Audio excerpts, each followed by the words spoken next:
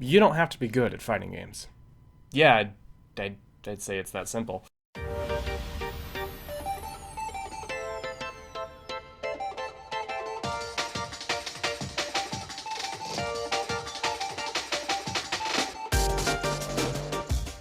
To me, fighting games is one of the best genres when it comes to games. The games are always incredibly fun. They usually boast some of the most impressive presentation, auditory and visual, in the industry, and they're some of the most competitively interesting games that have ever been released. But there's a discrepancy with fighting games. People tend to think that they have to be in training mode all day, lapping out hard execution and not just playing the game. They think that they have to be the best of the best to even enjoy these games. And it's not just beginners, but high-level players struggle with this too. Some of my closest friends, who are light years ahead of me in skill, get discouraged and angry whenever they lose, saying things like, "I'm never going to be good at this game," or "Why do I even bother?" This is hard to address. Most people are really hard on themselves and the things they enjoy, because that's how you improve, right? I'm not so sure. While I do think that challenging yourself to be better is important, I think there's a lot of issues with the negativity surrounding both the player and the game. These are simple mindset issues that if you work on considering while you're playing, it becomes a lot easier to deal with them when they come up.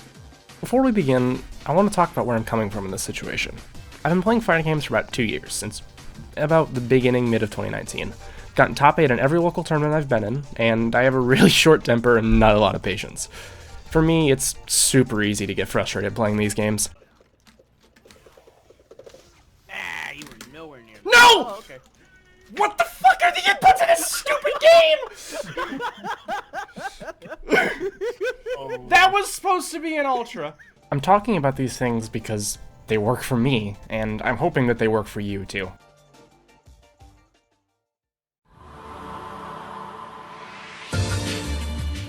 First off, you're probably better than you think you are. This may sound weird, because if you're like me, and you identify as a bad player and notice all your mistakes, in what way could you be good at the game? A big part of this, I feel, is rank discrepancy. If you hang out on Reddit or other forums for competitive games, you'll notice constantly that people in lower ranks are always called trash or scrubs, and even people in the higher ranks are considered just average. When I played Overwatch, I was in the diamond ranks, and this tier is roughly the top 10 to 15% of players, and my perspective was that I was still trash and awful. This is just kind of unfair to yourself to do. Don't beat yourself up because of the arbitrary number. Pictured here, you can see the Sf5 Rank Distribution. You'll notice that the majority of the player base is in bronze or very low silver. And in fact, if you're in silver, you're probably doing a lot better than you think you are. Now, this doesn't mean that you should get a big head about being in these ranks or that you should stop trying to improve. But if you're having an issue where you're being mean to yourself all the time, then you shouldn't. Play and improve, and don't stare at the rank constantly. Secondly, do you know how hard it is to even just try and play these games? Think about how many times this situation has happened to the average player. Hey, this Tekken game seems pretty cool, I'm gonna give it a try. This King guy seems pretty cool, I'm gonna pick him. Alright, let's take a look at the move list. Gotta figure out how to play this game. Oh, okay. It's about, I'm guessing like 10 moves? Oh. Oh. Oh. Oh no. If you look at a command list and you're still playing and trying, you're doing a good job. Can you throw a fireball? Do a DP? Well, at one point you probably couldn't. That's still improvement. Every time you do something new that works out in your favor, you're improving. These changes are small, but there's so much value in just putting a little bit of effort in. Do your best to see how you've improved in small things over time, and you'll actually find that you've learned a lot. Also, stop obsessing over all the things that go badly. A lot of discussions in fighting games kind of devolve into, oh, I got blown up by some guy way better than me, and I just quit because what's the point? Or you blame a ton of other things, like, oh, the game was laggy, zoners are dumb, grapplers are for brain dead people, etc, etc, etc. But what about the times when you won? When you had a really close match from an opponent? Or the first time that you got a super to come out when you input it. It's probably unlikely that you remember these successes because getting blown up hurts way more than how good accomplishing something hard feels. Work on your perception and understand that there's going to be good and bad aspects of these games in your experience. Find out what you love about a game and learn to accept what you dislike. No game is perfect. If you only voice the negative thoughts you have about the game and yourself, you're going to start to only think negative thoughts about both, and this is not a constructive way to learn and improve at a fighting game. One of the other things that we need to realize when we look at our own skill level is to realize that we probably don't have time to be a top level player. When we look at top players in any competitive game, we generally look at them and think, well, damn, I could be that good.